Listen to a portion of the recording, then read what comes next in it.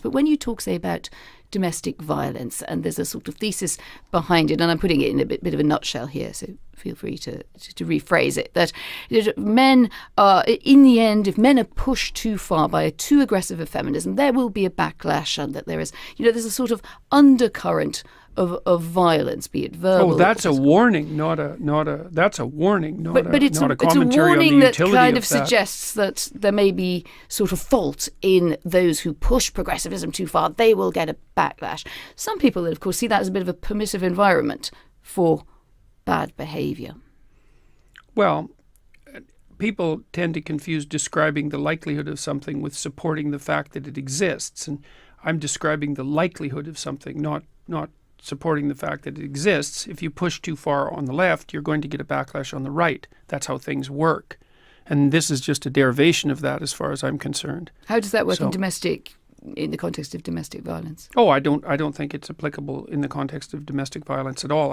I think those things are completely separate issues. I mean, you were mentioning to me just as we were chatting. And I was speaking only politically with regards to the backlash. That was a comment on political backlash. It had nothing to do with domestic violence. That's a whole different issue. But violence often pops up in your work as something you think drives things. I think you've said in relations between men are regulated by a background threat of force. And in a sense, that's why men have difficulty with women. Is it really so? No, that's why men have difficulty with women who are completely out of control.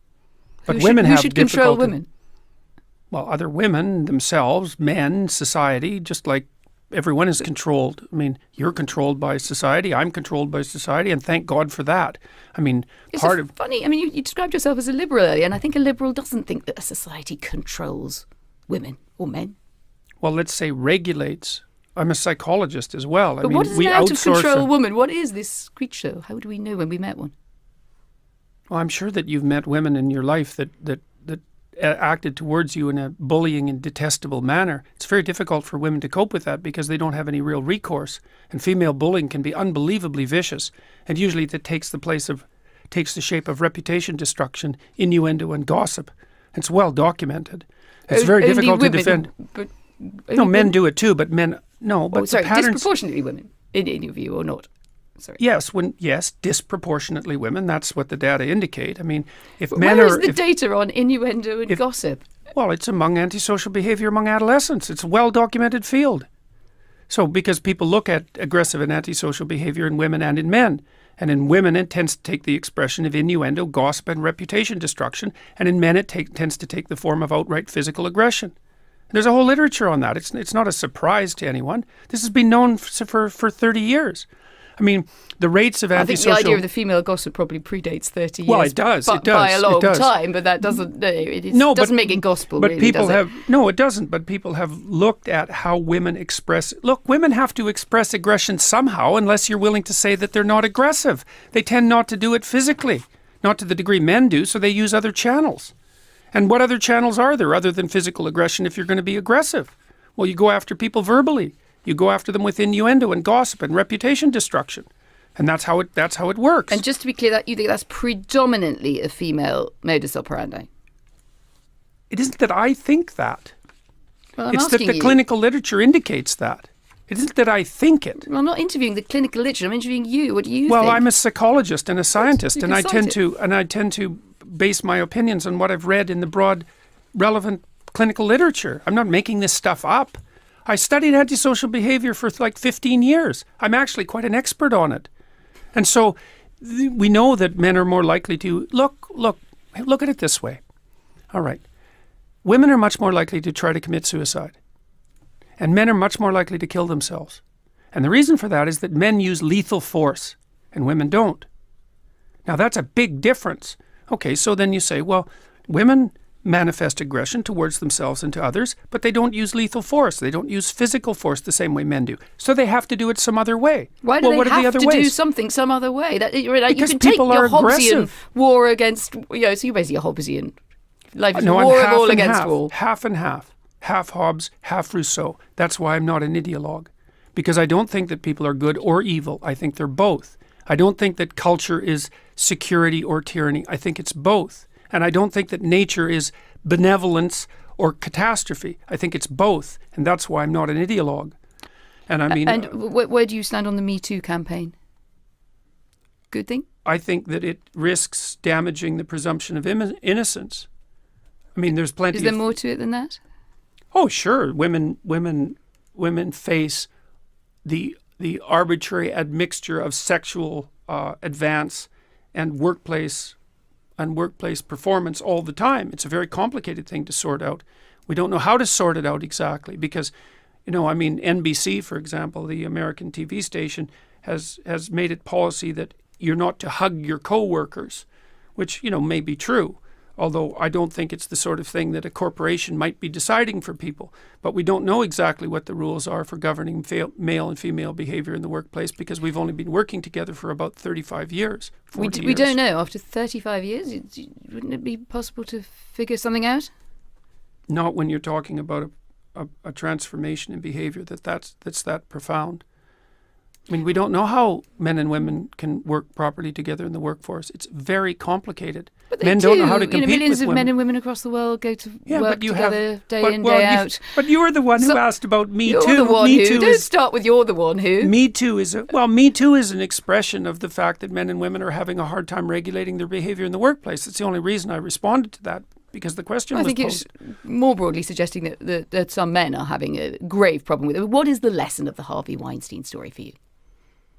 Someone should have said something about Harvey Weinstein much sooner. But we could start somewhere else. We could start with Harvey Weinstein was wrong to do what he did before we get other people should have spoken out. That's the secondary order issue. Fair enough. I thought that went without saying. There are going to be psychopathic predators.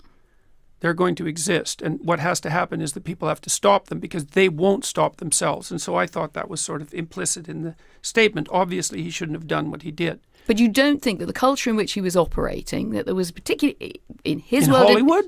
In his world and in many other worlds, that there was a culture of, this guy's a powerful guy. He's the great silverback gorilla here. Let him get on with it. Oh, I think that culture was everywhere in Hollywood, which is why I think Not it's just in actually Hollywood? quite...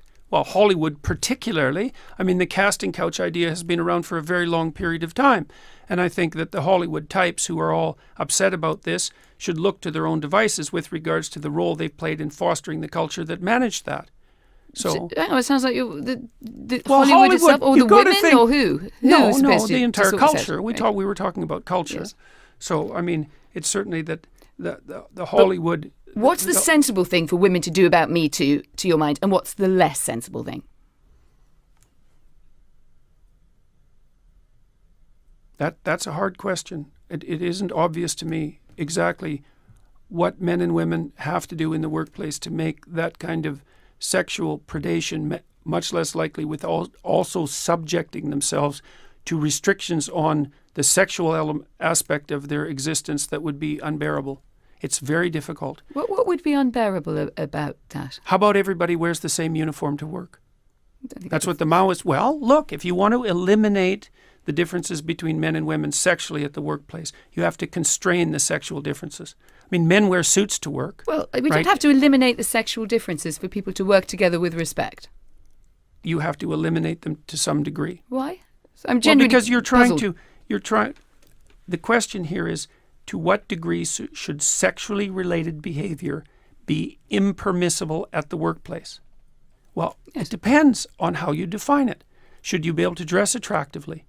And if you can dress attractively, what do you mean by attractively exactly? Like precisely. I got into trouble. I mean, I hope I dressed nicely today. You look very well dressed to me, right? You're a man, I'm a woman. We're both nicely dressed. Now we're getting on with the interview. What's the problem or perspective? Well, the problem is the boundaries of what constitutes nicely dressed. Because because part of what constitutes attractiveness, part of what constitutes nicely dressed is sexual attractiveness. Because you can't separate out human attractiveness, sexual attractiveness, from human attractiveness.